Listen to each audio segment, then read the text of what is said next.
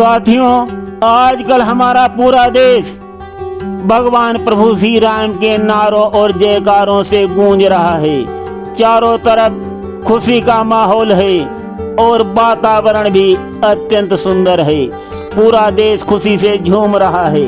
हम प्रस्तुत करते हैं भगवान प्रभु श्री राम की कथा का इतिहास, जो मैंने कहा है जब शूर्पणखा वासना के वशीभूत होकर के भगवान प्रभु श्री राम के पास गई। अब हम प्रभु श्री राम की कथा में सुनाते हैं पहले का कुछ हाल, जब शूर्पणखा वासना के वशीभूत होकर के भगवान प्रभु श्री राम के पास वन में गई और अपनी वासना की इच्छा को जाहिर किया। तब भगवान प्रभु श्री राम ने शूर्पणखा से क्या कहा, सुनिए। हम एक नारी व्रत वाले हैं, हर माता मेरी माई है, हर बहन हमारी बहन हुई, हर भाई मेरा भाई है। भगवान प्रभु श्री राम ने शूर्पणखा से ऐसे कहा था, ऐसे जवाब दिया था। साथियों, इसी प्रकार जब खर और दूषण शूर्पणखा की शिकायत पर भगवान प्रभु श्री राम जी से लड़ने आए और उन्होंने कितनी कितनी गंदी जबानें बोली, वो मैंने कल सुनाया था। परंतु भगवान श्री राम ने उनसे भी कितनी उदारता दिखाई और क्या कहा था कि अगर तुम लड़ना चाहते हो तो तुम पहले अपना वार कर लो। साथियों, यहाँ पर हमको बहुत बारीकी से ध्यान देना होगा, तभी बात हमारी समझ में आएगी। जब शूर्पणखा को भगवान प्रभु श्री राम ने लक्ष्मण जी से नाक कान कटवा के छुड़वा दिया, उसने तो सीता माता पर हमला किया था। सीता माता को मारने के लिए, खा जाने के लिए हमला किया था। तो ऐसी स्थिति में साधारण मानव क्या करेगा? साधारण मानव अगर बलशाली होगा तो फौरन हमला करने वाले का वध कर देगा।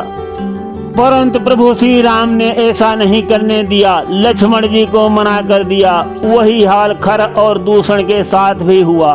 भगवान प्रभु श्री राम जी ने कहा कि अगर सुधरना चाहते हो, अगर विचार अच्छे रखना चाहते हो तो बने रहो इस धरती पर, हमें कोई मुसीबत नहीं है, कोई कष्ट नहीं है, तुम अपना राज करते रहो। और अगर लड़ना चाहते हो तो पहले अपना वार कर लो, ऐसे कहा था भगवान प्रभु श्री राम ने खरदूषण से भी। तो साथियों, खरदूषण नहीं माने और उनका संहार हो गया भगवान प्रभु श्री राम के द्वारा। शूर्पणखा को फिर भी चैन नहीं पड़ा। तब वो रावण के पास जाती है और रावण भी क्या करेगा, देखिए मैं अभी आपको उदाहरण दिखाता हूँ कि रावण भी जो है वो इतनी बड़ी लड़ाई ठान देगा, इतनी बड़ी लड़ाई ठान देगा जो सदियों से गाई जा रही है। भगवान प्रभु श्री राम उसका वध तो करेंगे, लेकिन रावण ही जिम्मेदार है अपने वध का भी। कथा में आगे बढ़ने से पहले हम आप सभी को ये समझा देना चाहते हैं, भगवान प्रभु श्री राम के पास बल भी था और धनुष भी था, सब कुछ साधन थे, किंतु भगवान प्रभु श्री राम ने कितनी करुणा, कितनी मर्यादा दिखलाई शूर्पणखा को। और शूर्पणखा ने क्या किया, पहले तो खर और दूषण को ले आई, उनका सारा दल मार दिया गया। तब भी शूर्पणखा नहीं डरी और चुप भी नहीं हुई और उसने जाकर के रावण को बहकाया। और रावण भी शूर्पणखा की बातों में आकर अपने बल के घमंड में कितना अनर्थ कर बैठा। अब हम सुनाते हैं जैसे शूर्पणखा रावण को बहका रही है, विस्तार पूर्वक कथा का सारा हाल। कथा सुनने से पहले जिंदगी से जुड़ा हुआ सुनिए एक सुंदर गीत। जिंदगी का सफर करने वाले, अपने मन का दिया तू जला ले। वक्त की धार ये कह रही है, कष्ट क्यों आत्मा सह रही है। देख ऐसी जगह तू खड़ा है, प्रेम गंगा जहां बह रही है। बह के गंगा में गोता लगा ले, अपने मन का दिया तू जला ले। रात लंबी है गहरा अंधेरा, कौन जाने कहाँ हो सवेरा। तू है अनजानी मंजिल का राही, चलते रहना ही है काम तेरा। रोशनी से डगर जगमगा ले, अपने मन का दिया तू जला ले। सूनी सूनी ये मंजिल की राहें, चूमना तेरे कदमों को चाहें। गहरे बन में कहीं खो न जाना, भटक जाए न तेरी निगाहें, हर एक कदम सोच कर तू उठा ले, अपने मन का दिया तू जला ले। बस तुझे है अकेले ही चलना, बहुत मुमकिन है गिरना फिसलना, गिर के गिरना नहीं बात कुछ भी, है बड़ी बात गिर कर संभलना। ये पथिक बात मन में बिठा ले, अपने मन का दिया तू जला ले। तो साथियों, इस सुंदर भजन से हमको सीख लेनी चाहिए जो हमारे दिल में है। तो साथियों, इस प्रकार हमें अपने जीवन पथ पर बढ़ना चाहिए। अब हम सुनाते हैं जो शूर्पणखा रावण को बहका रही है और बहकाने वाले कैसे सत्यानाश करते हैं एक दूसरे का। रावण कितना बड़ा अनर्थ करेगा, अपना संपूर्ण परिवार गंवा देगा। सुनिए भगवान प्रभु श्री राम की कथा में शूर्पणखा और रावण के संवाद में विस्तार पूर्वक सुनिए कथा का सारा हाल।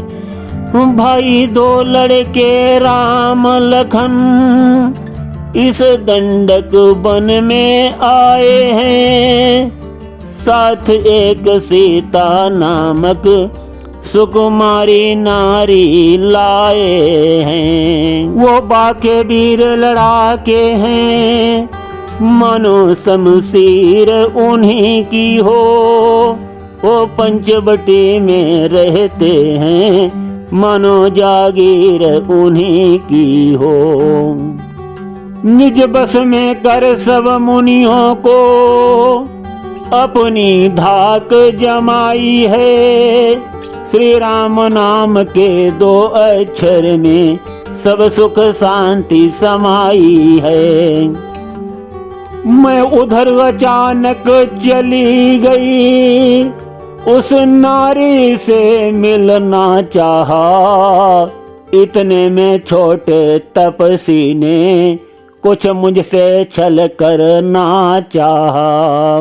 जब मैंने तेरा नाम लिया, सुनते ही उसने दी गाली, फिर मेरे कान काट डाले, ए मेरी नाक काट डाली। बिलख बिलख शूर्पणखा ने आगे बात बढ़ाई है, श्री राम नाम के दो अक्षर में सब सुख शांति समाई है।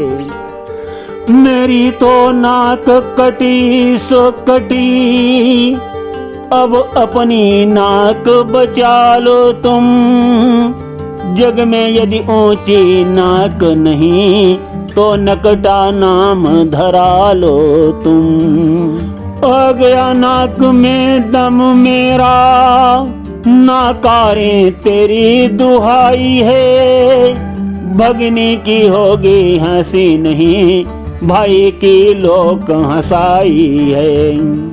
तेरी भगनी कहलाने में मुझे लाज अब आई है, श्री राम नाम के दो अक्षर में सब सुख शांति समाई है। तो साथियों, यहाँ पर देखो शूर्पणखा ने रावण को कितनी चालाकी और चतुराई से बहकाया और ऐसी धार चढ़ा दी जो अब रावण का अनर्थ हो जाएगा, कोई नहीं रोक पाएगा रावण के अनर्थ को। तो साथियों, इन बातों से हमें सीख लेते रहना चाहिए।